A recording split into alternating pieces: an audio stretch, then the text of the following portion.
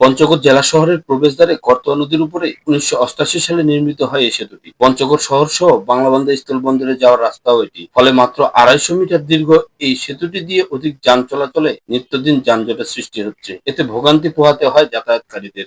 করতোয়া সেতু যেটি আছে এটি আমাদের জন্য একমাত্র রাস্তা হয়ে দাঁড়ায়, কিন্তু আমাদের পঞ্চগড়বাসীর জন্য এটি কিছুটা ভোগান্তিমূলক হয়ে ওঠে। পঞ্চগড়ে একটা ব্রিজ মাত্র, যাতায়াতের সুবিধা অসুবিধা হচ্ছে আমাদের। এছাড়াও পানির স্রোত, বালি, পাথর উত্তোলন সহ নানা কারণে পুরনো এই সেতুটির পাইল সম্পত্তি মুক্ত হয়ে পড়ে। পরীক্ষা শেষে সেতুটির পাইল জ্যাকেটিং এর কাজ করার সিদ্ধান্ত নেয় সড়ক ও জনপথ বিভাগ, যা বর্তমানে চলমান রয়েছে। এমন পরিস্থিতিতে সেতুটি সংস্কারের পাশাপাশি নতুন সেতু ও সড়ক নির্মাণের দাবি এলাকাবাসীর।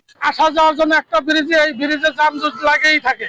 আমরা চাচ্ছি যে পঞ্চগড়ে আরেকটি ব্রিজ হোক এবং আরেকটি রাস্তা হলে সুবিধা হয় আর কি। এদিকে সহজ বলছে দ্বিতীয় করতোয়া সেতুর নকশা করা হয়েছে, অনুমোদন পেলে দ্রুত সময়ের মধ্যে নির্মাণ কাজ শুরু হবে। দ্বিতীয় করতোয়া সেতু নির্মাণের জন্য ডিজাইনও পেয়েছি, তো সেই ডিজাইনটা পুনঃ ডিজাইন প্রণয়নের কাজ চলমান রয়েছে। শীঘ্রই আমরা ডিজাইন পেলে আমরা ডিজাইন প্রণয়ন করতে পারবো।